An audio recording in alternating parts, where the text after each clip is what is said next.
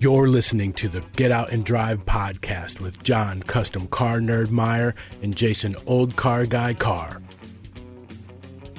We'll be bringing you gearheads everything you never wanted to know about cars and why they should be on the road and not in your garage. Are you ready to get out and drive? Get those cars on the road October 2nd, 2022 to celebrate National Get Out and Drive Day. Visit nationalgetoutanddriveday.com for more info. When we were in Racing Junk's booth at SEMA 2021, we talked to a guy who loves to get out and drive fast. Camping World NHRA top fuel driver Nitro Joe Morrison. If you want to find out more about that, definitely head over to our Instagram page. We are here, Get Out and Drive podcast, are here with Joe Morrison, SEMA 2021. Somebody told me that you can get out and drive fast. Is that true? I like to drive fast. Yeah, I drive the Leverage Racing Top Fuel Dragster in the NHRA Camping World Drag Racing Series. Wow. So, how long have you been doing that? So I have been drag racing. Really, my first time ever down the track was in my 1970 Chevelle at Raceway Park in Englishtown. Wow. Many years ago. But I've only been driving Top Fuel since 2020, actually. Of all years to make my Top Fuel debut. Was in 2020? Was in 2020, yes, sir. What were you driving prior to that? Or how were you scouted and how'd you move up? So I actually took a break from racing in the 90s. Into the early 2000s to chase a music career. Okay. Played in a number of different rock bands and things like that. When the opportunity came for me to actually get into a nostalgia car, it was a Brad Hadman alcohol funny car chassis with a Fiat Topolino body on it that we raced in New Jersey, New York, Pennsylvania, a little bit in Maryland, a club called the Northeast Timing Organization. Still have some great friends over there, fierce competition. Okay. We won a championship in 2011, went to 14 races and won 7 of them. Almost repeated as champion in 2012. Wow. Went to 12 races and won 6 if we had just shown up at one more race. But I had family obligations that conflicted with those 2 races. Okay. From there, was fortunate enough to start driving a fuel-altered called the 134 Fuel Coupe, a 1934 5-window Ford coupe. With a nitro motor in it for a guy named Ted Bryan and Paul Gold, actually, and Ted Bryan together built that car in the 80s. Long story with that. Also, of course, started driving for my good friend Rocky Perone, driving nostalgia funny cars. Oh, love that. So, again, I've been very lucky to drive a lot of different cars for some great people. Got my top alcohol license with Jerry Darian. And Jerry, you may have heard of some drivers named Force. They also, the Force girls drove for Jerry Yeah, that's Darian. on the tip of my tongue. Kind of rings a bell, right, It does John? ring a bell. So, among others, there were plenty of other racers that drove for Jerry Darian as well. So that kind of helped make the transition into Top Fuel a little easier. So I have hanging out with the right crowd. I have been very lucky. I'm proud to say that typically I am the dumbest guy in the room. Nice. Surrounded by great people, truthfully, Very good. It's been a blessing. I feel very fortunate. It's been a lot of hard work. Well, sure. So it never came easy. You never can stand still. But that's the background that led me into Top Fuel. Always been into drag racing specifically? Yeah. No turning right and left? So when I was 10 years old, a friend was selling a go-kart, and I really wanted it badly, so I actually borrowed my parents' lawnmower and cut neighbors' lawns to buy. So go-karting was really where I started. And then through a program about 10 years ago called Drive for COPD, I had the opportunity to do a Pro-Am event out at Fontana, the NASCAR track in Fontana, and got to drive through the Rusty Wallace racing experience, got to drive stock cars with a bunch of celebrities. It was kind of cool, you know. I was, just a regular guy who was a drag racer, that the COPD Foundation brought me in, as a ringer, so to speak, to go race against the celebrities. And we had a whole lot of fun, actually. Yeah, I bet. We had a good time. I like seeing that when people that are like yourself, specifically drag racing background, are put in another style of car and see how it affects how you race. Yeah. If you're good, bad, better, Right. indifferent, whatever, and that's fantastic. That's a testament to your skill.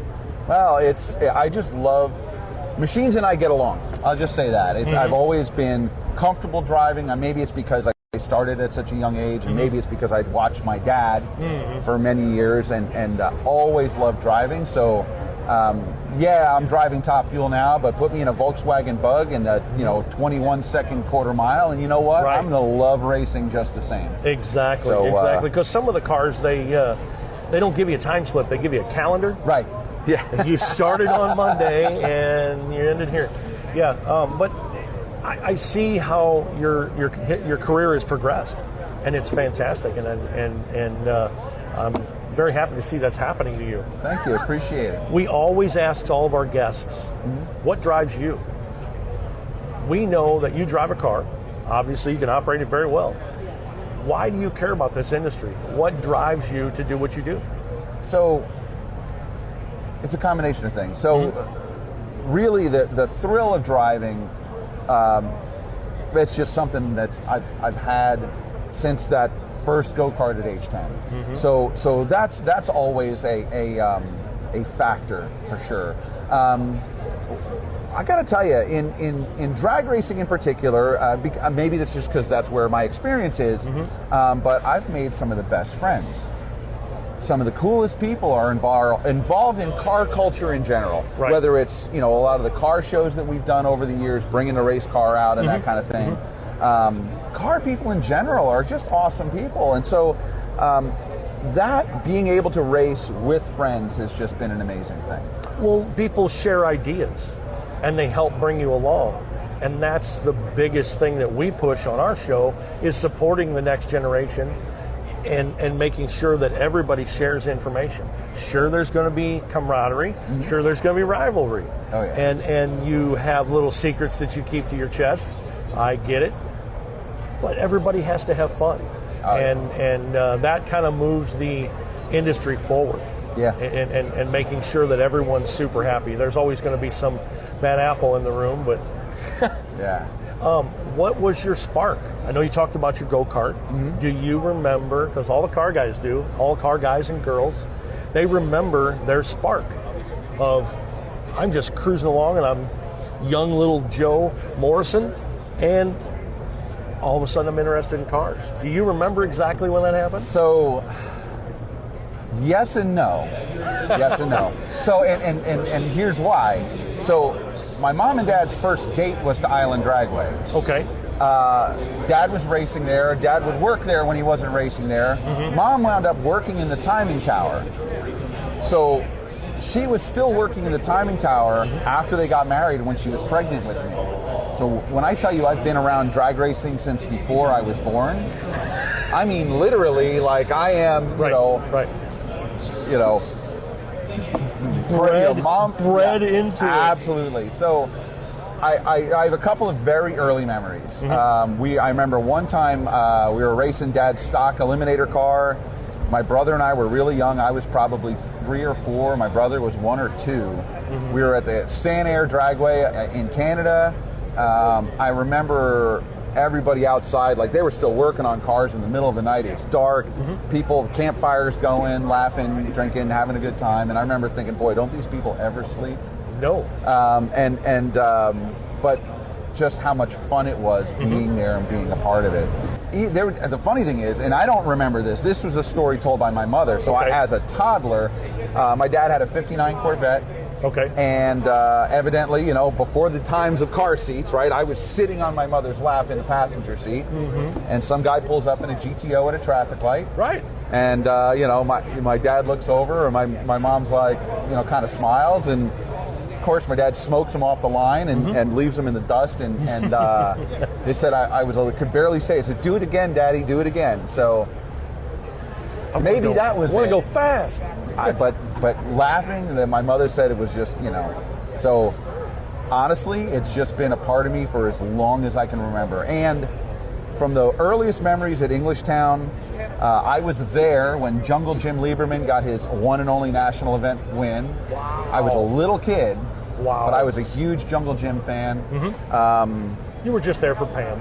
The funny thing is Pam is well, of course. She's a great person. Pam is a friend. Actually, Yes. Pam was with my team and at Maple Grove when I got my competition license. Wow. Funny story about that. My competition number is 171. Jungle Jim was 117. That's not by accident. Oh, wow. So to get my competition license on July 11th, on 7/11, with one of my good friends, and who actually I will be in the Ceramic Pro booth shortly at 2 o'clock this afternoon. Tim, my friend Tim, got married on July 11th a couple of years earlier, so 7/11. My good friend Jack Beckman, who is here in the Racing Junk booth at PRI, when I did my announcement, Jack's competition number is 7/11. Wow. So I've got July 11th, I get my competition license with Jungle Pam there, with my number dedicated to Jungle Jim. So yeah, this whole thing, it's funny how it all the planets comes are aligning. Yes. Nice. Yeah. That works out really well. Yeah. We love thrash stories. We love breakdown stories.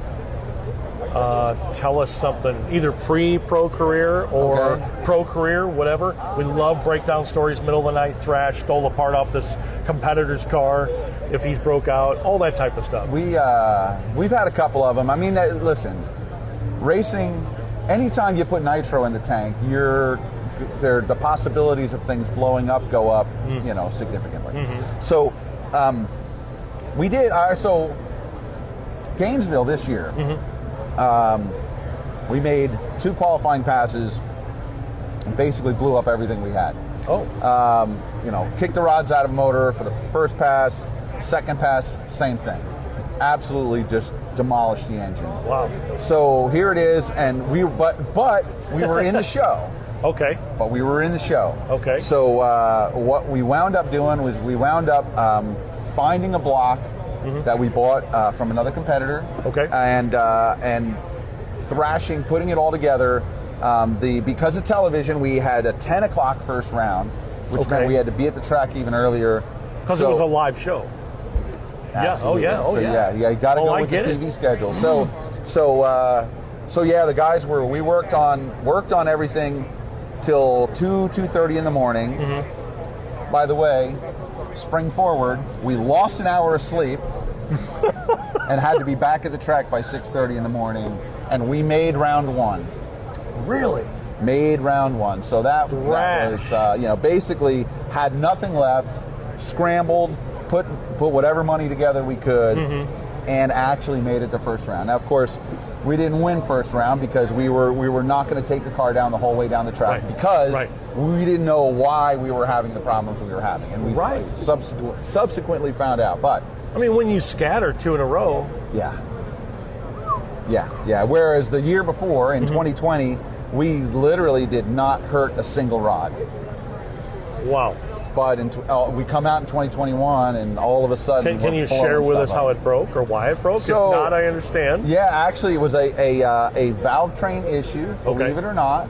And in these cars, if you lose an exhaust valve, you got to think about what happens when you're putting all that nitro into the cylinders, and then all of a sudden there's no way for it to get out. Right. The only thing that happens is it goes boom, and it goes out the bottom. So, yep. Because it's sealed up, and then down is the path of least resistance. Right. Wow. What kind of horsepower is in your car? So, Ish. Top fuel, there is no dynamometer that can measure it, but by calculations, the math says about around 11,000 horsepower. Wow. So for those of you folks who don't know, top fuel car will accelerate from 0 to 100 miles an hour in 0.8 of a second. Then the clutch starts to lock up a couple of 100 feet down track, and you accelerate even harder. So it's like launching all over again when that clutch locks up. It is the most intense ride on the planet. 300 plus miles an hour in less than 4 seconds. What kind of G's is that? I'm sure you guys have G-force. Yeah, so when we leave the line, it's about 3.5 or so. But then when the clutch locks up, that climbs up to a little over 5. And then when we put the parachutes out, we go from 5 this way to 6 the other way. So yeah, it's a heck of a swing in G-forces. Do you have body training or personal training and things like that to keep you up for that? Because I know it's not for a regular Joe. Yeah, sure it is. And then you don't toss your lunch out on the steering wheel. It's core strength is important. Okay. So and the other thing is look, sometimes you have an oil down in front of us. Happened to us in Dallas. Krista Baldwin and I were strapped in the cars, our respective cars, for probably almost an hour. Mm-hmm. Now you NASCAR drivers would think, well, that's no big deal, right? Yeah, well, our fire suits are way thicker. Right. Not the paper thin stuff they use on the other side of things. So, being able to handle heat, mm-hmm. Keeping yourself hydrated is extremely important, and then knowing your energy level. Races are won and lost by a tenth of a blink of an eye. So the level of precision necessary to be successful is extremely high. So you need to understand where your energy level is with your body and all kinds of things to cut a good light. I mean, it's way more than just step on the throttle and try to go straight. Right. I know I've talked to pro bike riders. Yeah. And you get up and you're on a pro tree, push a button, the bike will leave without you. And that's the most important lesson I learned. Yeah. You kind of feel that way with your car because it's a little more automated, or no? We have the clutch timers are automated. Mm-hmm. So once I step off the clutch to go from pre-stage to staging the car, mm-hmm. that's automated, and then I step on the throttle. Mm-hmm. But I'm old school. I do have what I like to call the oh crap button on the steering wheel that will shut the fuel off, shut the ignition off, and also put the parachutes out. But I never use it. Really? I put the parachutes out manually, shut the fuel down manually. Okay. Especially being a nostalgia racer, mm-hmm. The racing I did was non-electronics. So sure. Everything's manual. I'm doing this. I'm grabbing a chute. Exactly. Right. And I prefer that. Mm-hmm. But nice to know it's there if I need it.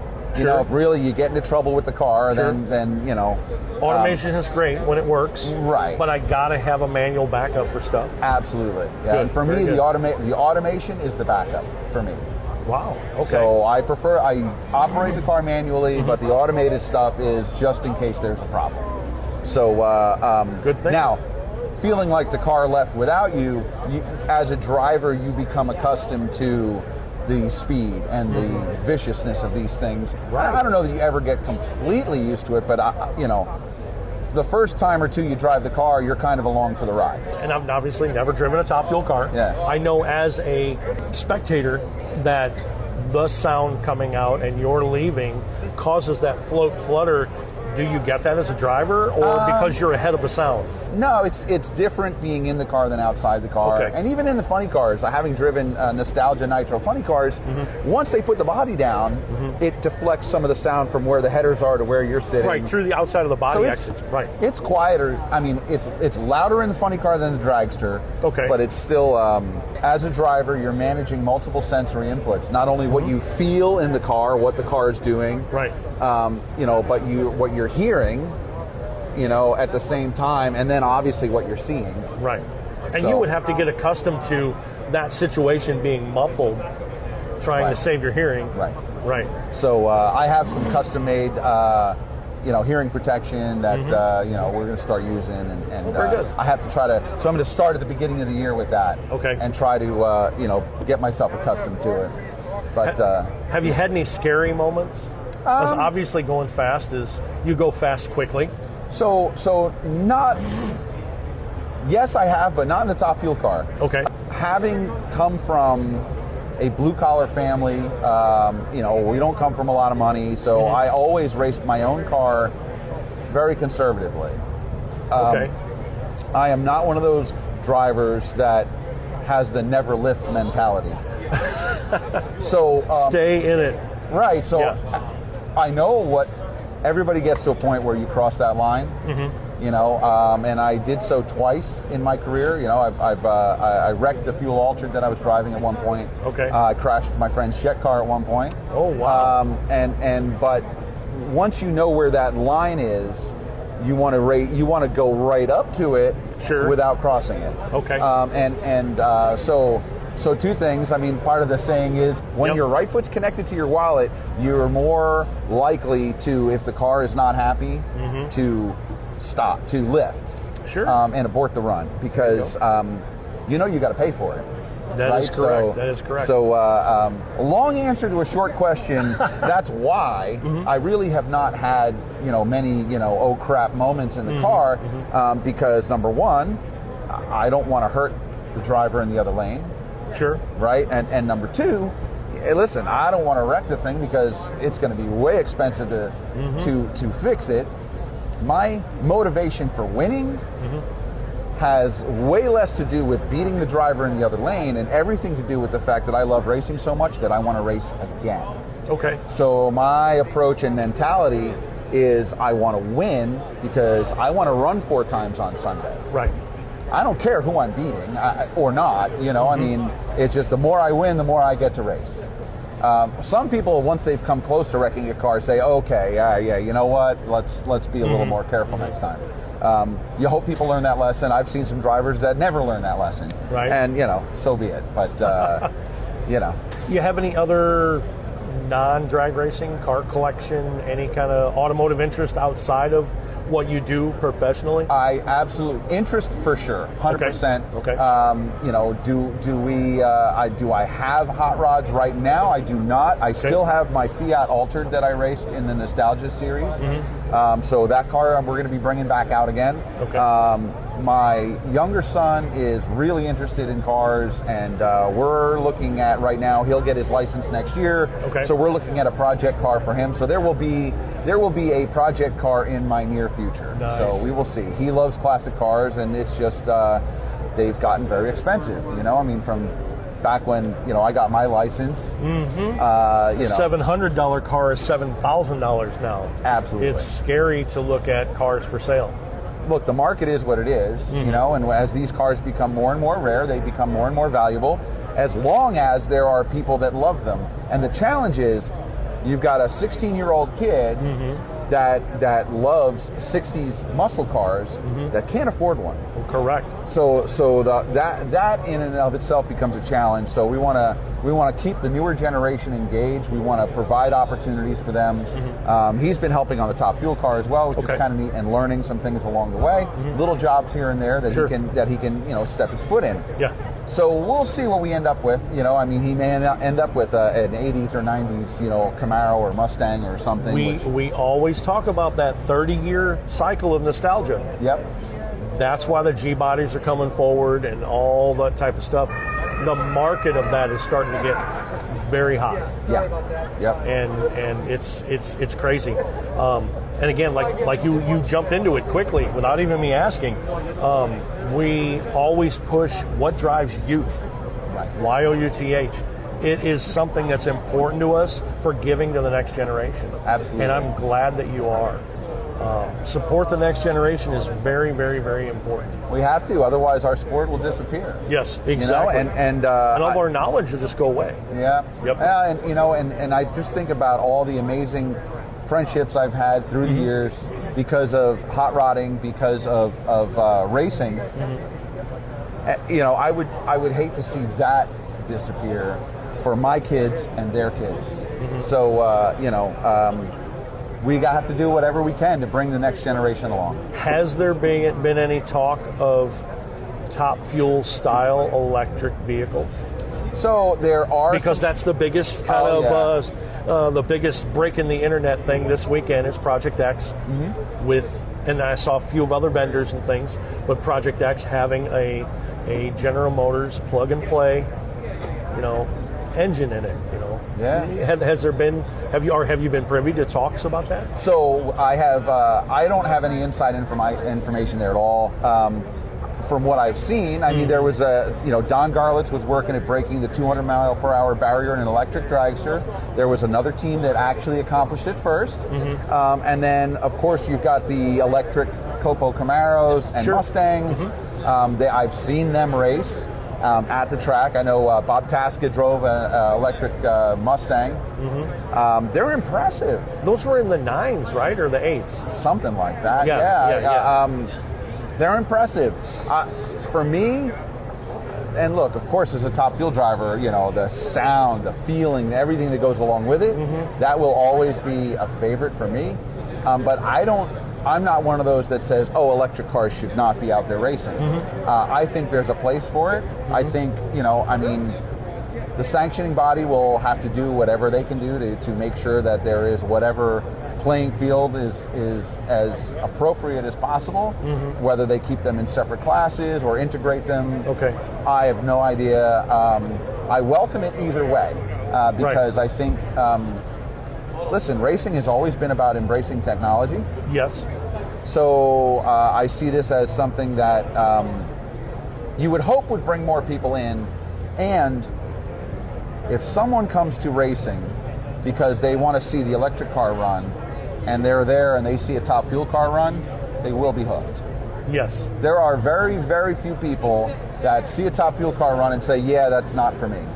There are people out there that don't like it. I get that, and I have nothing against that. I get it, and you have to just stop and say, wow, the technology, your 11,000 horsepower to put it to the ground, the clutches, all that system of stuff that everyone had to learn from breaking everything else. Yep. So I think if electric cars can bring new people to the drag races, that means new fans. That means our sport continues to grow. So I don't see a downside to it.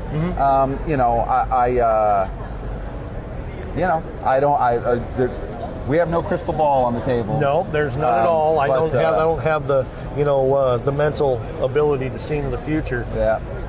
Talk to us about your foundation. So, Right to Breathe. Mentioned my dad and being among the early inspirations for me for racing. Okay. Dad was a plumber, and he worked around a lot of asbestos many years ago. Right. He did give up racing when my brother and I were young.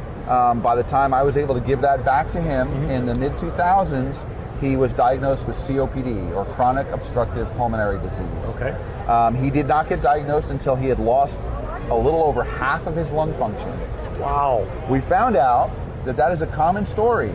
Most people do not get diagnosed until they have lost a significant amount of lung function. Okay. And that the CDC estimates there are 12 to 14 million Americans that have COPD and don't know it. Okay. So if my dad had been diagnosed earlier, he was diagnosed in 2006, he passed away in 2016. If he had found out earlier, it's very likely he'd still be alive today. So what we did was in 2014, we established Right to Breathe as a 501c3 nonprofit, and we provide free lung screenings at car shows, at race events, community events, health fairs.